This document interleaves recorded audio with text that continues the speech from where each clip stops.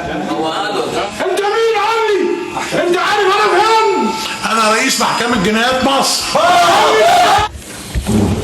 امر الحالة. بسم الله الرحمن الرحيم.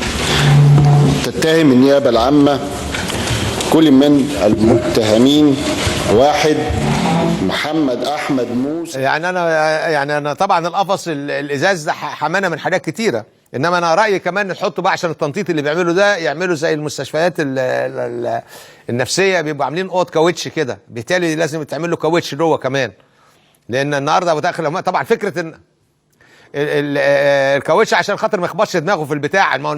في المستشفيات لما الواحد منهم بيهيج زي مرسم كده ما كان هايج في القفص. طب ما مبارك اتحاكم يا اخي، ما عملش ده ليه؟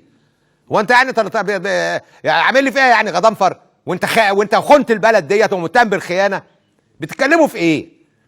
فالنهارده الفكره طب بالمناسبه بقى في الرساله بتاعت الاستاذ علي، انا كنت بس برد خلاص يا امير اشيل الصوره. برد على اللي بيتكلم على ان الشرطه. فانا عايز اقول ان الشرطه النهارده في الحرب اللي داخلاها دي كلها كل يوم طالع مش عارف حر ولا لا.